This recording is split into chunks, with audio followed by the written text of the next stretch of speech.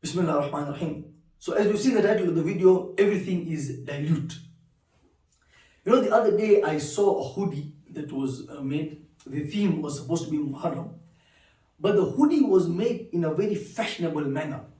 So I asked somebody, what comes to your mind when you look at that hoodie?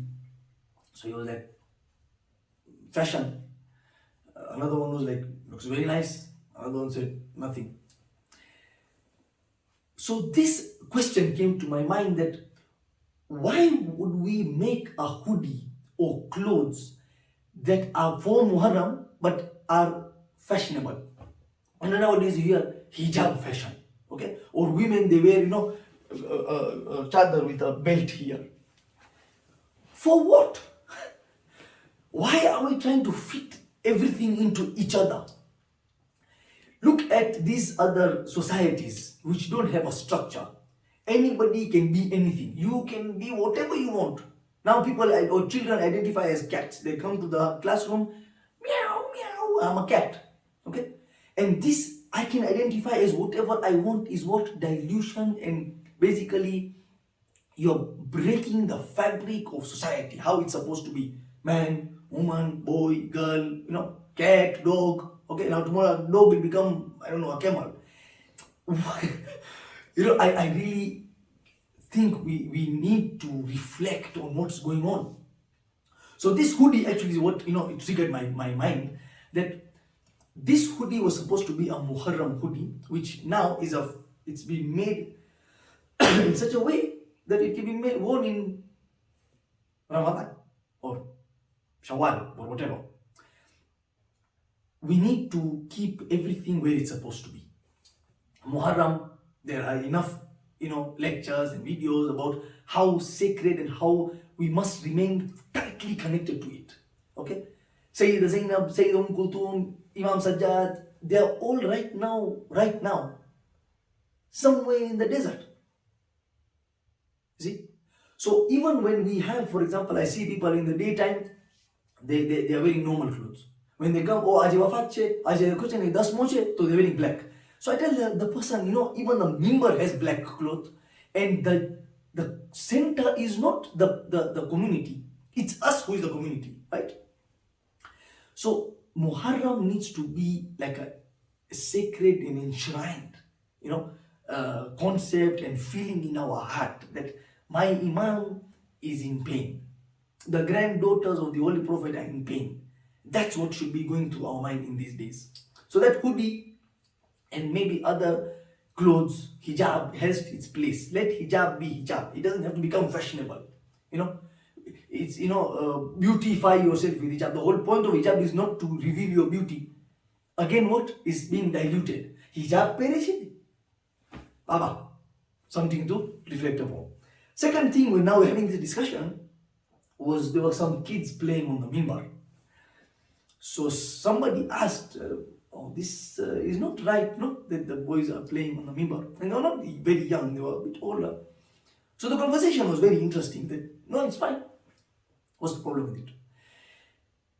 And that conversation, what came out of it was that mimbar is a place of guidance. The persons or people who sit on that mimbar are our guides. They are our teachers.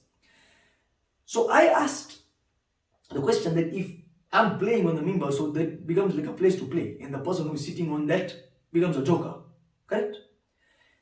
Again, it's okay, they're kids, they're dilution. No, there has to be a reverence or respect of that place. Okay? For example, there is a headmaster's chair. You will not have kids jumping on it, because headmaster ni kursi chair. There is a level of respect and psychological effect that this is the person who sits here is somebody important or in authority or whatever. And on this, to give it a crystallization, the word mihrab, the root word of mihrab is harb. Harb is battle or war. How interesting. The house of God, the place of peace. The front of it, which is supposed to be like the most pinnacle place, the nicest place, is root word is battle. Why? It's a discipline. It is to make you disciplined to fight against shaitan from taking you away from Allah. If we are not disciplined as Muslims, as Shias, we will be taken left, right and center because there is no direction.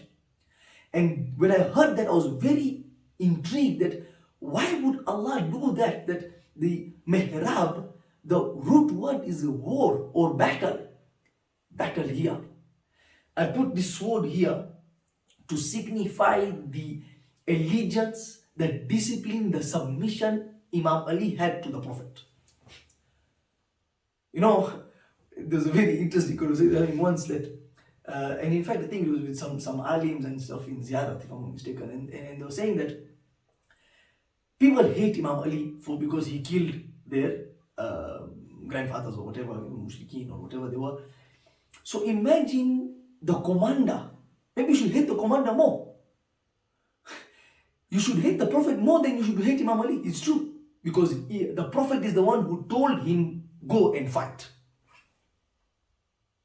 So that battle, that harb, connected to Imam Ali is, for example, even when we pray Jamaat Namaz, who is our leader? The Imam. If the Imam does kunut for 8 minutes, you have to stay there only. You can't say, now I'm tired, I'm going to ruku. You wait, you follow the Imam. You don't go into ruku before him and you don't stand up from ruku before him. Same sajda and all that. What is it? It's a psychological discipline to follow, to submit to the person leading you. And here our leader, our guide, our master, our everything is Allah subhanahu wa ta'ala. And he sent obviously his message through all the prophets and finally the last prophet and the Ahlul Bayt. So we need to keep concepts clear, you know. We don't need to dilute them. We don't need to fit into society and become, like just as it goes. And last point which I want to make is that, we always have, you will see people, they tell you, me, I wake up at 5 o'clock in the morning, 5 a.m., then I drink this, then I have this, then I go here, then I go for a swim, then I am 7:30 I do this, then 8 o'clock I do this, and my son does this, and because I want to know this award and I want to be in that magazine and I have to, achieve this. So when it comes to dunya, everything has a regiment. I'll wake up at 5, I'll do this at 6, I'll do this at 8, I'll do this at 9. It's structured. You ask the guy, so what is your, strict plan for namaz? Khabar che ne, Allah Ghafur Rahim che, ene khabar che mara dil ma suchi. Why you don't do that for dunya? Because you want to achieve, you want to be somewhere, you want to be recognized. The same discipline and determination we should put in akhirah, where we are saying, okay, our strict regiment or our strict plan for our spirituality is we will follow the footsteps of Bibi Zainab to the T. She prayed Salatul Layl, she did her hijab properly, she was kind, she was helpful, so on and so on. Bibi Fatima, Imam Hassan, Imam Hussein, all of them. We will follow their footsteps step by step. Then we will be successful. Hayya ala al-falah is not in dunya, it's in namaz or in the masjid, which is connected to Allah ultimately. Everything is Allah. So we need to hold fast to the rope of Allah. وَاعْتَصِمُوا بِحَبْلِ اللَّهِ جَمِيعًا وَلَا تَفَرَّقُوا. That is the ayat of Quran.